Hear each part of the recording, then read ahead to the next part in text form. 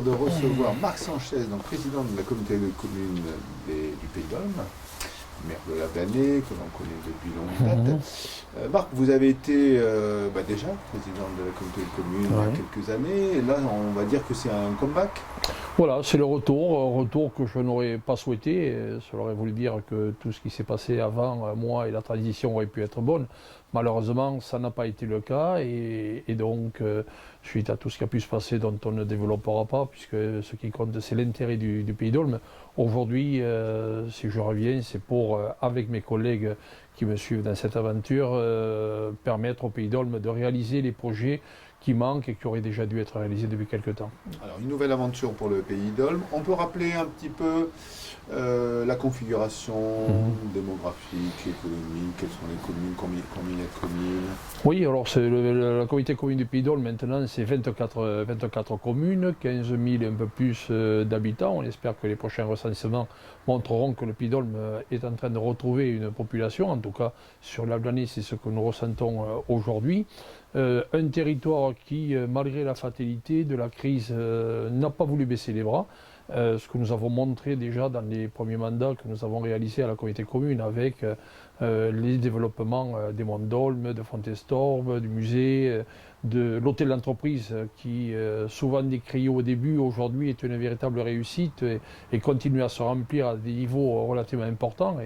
Et ce qui me fait vraiment plaisir de montrer qu'on a osé.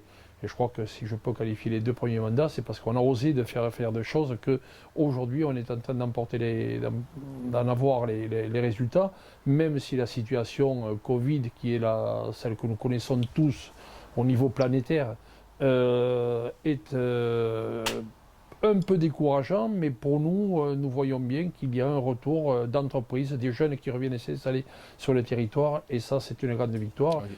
Et pour l'entreprise, je le redis, aujourd'hui, nous remplissons abondamment cet hôtel et c'est une véritable victoire. Il y a de belles entreprises qui bénéficient en fait du Covid, puisque il me semble que Chronocarp qui vont sur Internet. Tout à fait, tout à fait. L'hôtel d'entreprise aura montré que les projets de l'e-commerce et autres ont une raison d'exister sur l'année. Et bientôt, nous installerons encore une autre entreprise très grande qui viendra épauler Chrono Loisirs. Et aujourd'hui, on voit bien que les travaux que nous allons engager vont nous permettre de remplir copieusement cette structure, parce que la logistique aujourd'hui existe grâce à ceux qui sont déjà là et que ceux qui viennent aujourd'hui apprécient justement toute cette mise en place, cette organisation.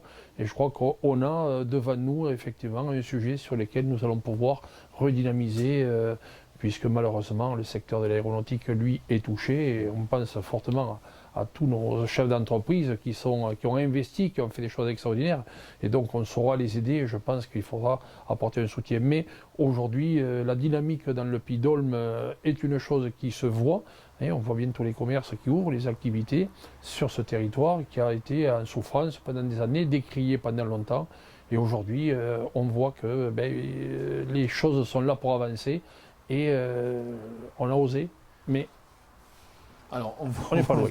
On voit qu'on rentre tout de suite dans le sujet avec Marc Sanchez, le développement économique, les entreprises, l'hôtel d'entreprise. Bon, vous êtes aussi, la communauté de communes a un rôle d'aménagement, donc une communauté de communes de 15 000 habitants, comme vous l'avez précisé, et en même temps un territoire où il faut un peu irriguer tout ça. On a vu au précédent mandat vos projets sur la Blanée en tant que maire.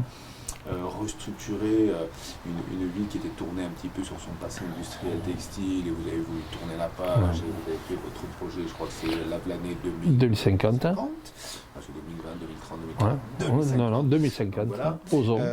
On va avoir la même impulsion de la part du président de la communauté de communes sur ce territoire pour faire un Pays d'Olme 2050. Pourquoi pas?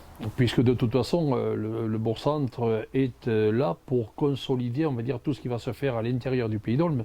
Et je crois que si on a la chance d'avoir un centre-bourg qui est efficace, le Pays d'Olme sera efficace dans son ensemble. Je crois qu'on ne peut pas vouloir la mort de la ville-centre sans mettre à mal le Pays d'Olme. Donc aujourd'hui, Lavelanet est en train de retrouver, au travers de tous les travaux qui ont été engagés, est en train de retrouver une certaine vitalité.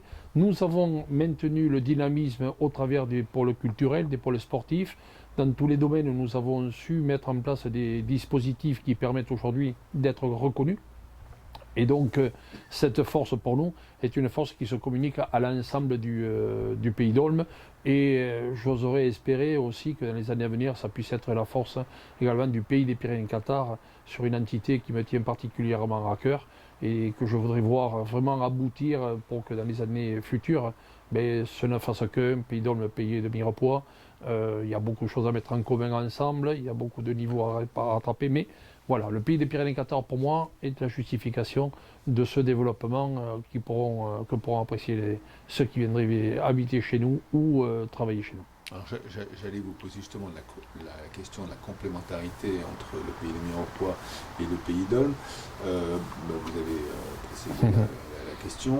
Donc il y a une fusion envisagée à terme, on va dire. Vous savez que du côté Mirepoix, on parle d'endettement du Pays d'Olme, donc difficulté de rapprochement, mais il y a une envie de la part du nouveau président de réfléchir ensemble à un avenir commun. Tourisme, on a parlé des Monts d'Olme, qui était aussi un gros dossier. Je sais qu'il y a quelques années, vous aviez travaillé beaucoup là-dessus. On a Montségur, un peu autour du catharisme. On a, vous avez parlé du Pays des Pyrénées-Cathares. On a les fameux 4M. Voilà.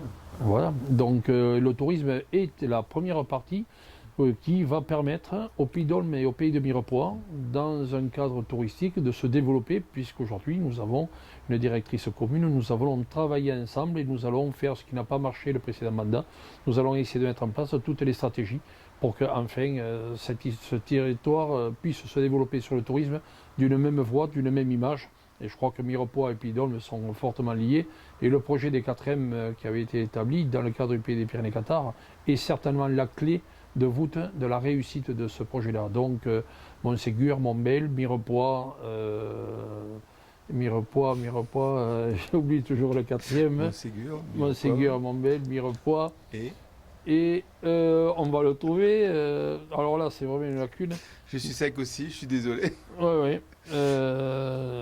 Montbel, Mirepoix, les deux sites, Mont-d'Olme, pardon. Et Mont-d'Olme. Voilà, Mont-d'Olme, on en pose comme ça. Mirepoix à Montségur, et enfin on ne pose pas, on rassemble Mirepoix à Montségur et Mont-d'Olme à Montbel, qui sont des atouts extraordinaires dont on a besoin d'utiliser, on va dire, leur force. Et je crois que c'est cette qualité de vie qui demain, dans les conditions que nous vivons aujourd'hui, sera reconnue, et elle est déjà reconnue. Donc à nous d'être bons, à nous d'être collectifs, de travailler ensemble et non pas de vouloir personne ne sera plus important que l'autre.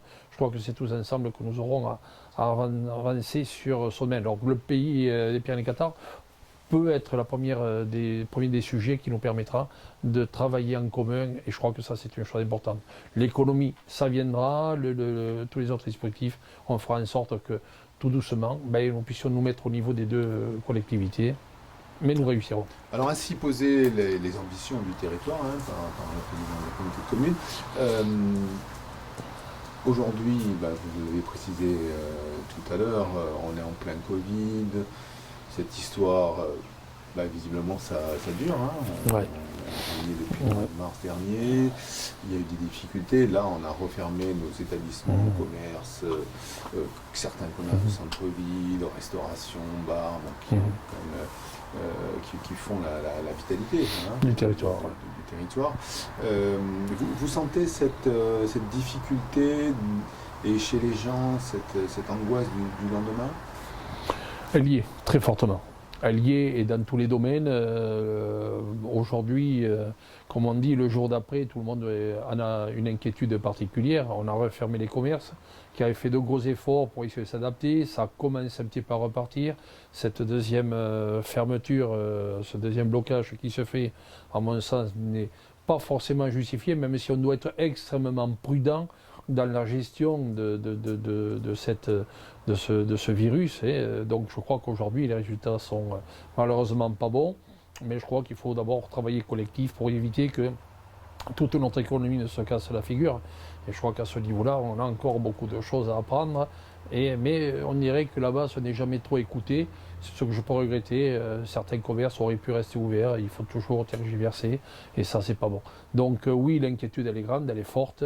Mais on sent qu'il y a une volonté de la part de nos commerçants, de nos chefs d'entreprise, d'innover et d'essayer de trouver des solutions pour que la casse soit la moins forte. Et je crois que là, les collectivités ont un rôle important, avec les moyens qui sont les nôtres, bien évidemment, les nôtres, mais on va y arriver. Je pense que, espérons toutefois que le vaccin qui devrait être trouvé sera pas une histoire qui durera 3-4 ans, mais que d'ici quelques mois, on puisse au moins avoir l'espoir de remettre un petit peu tout le monde dans une confiance envers l'avenir. Allez, donc sur cette note d'espoir, même s'il fait gris aujourd'hui, malheureusement, sur le plateau d'Asinat TV. Merci Marc d'être venu nous rejoindre. Je sais que vous sortez de chez Lantis, c'est pas évident. C'est pas évident du tout, non. De discuter. De parler avec la moitié de la figure endormie. Voilà. Bon. Merci beaucoup.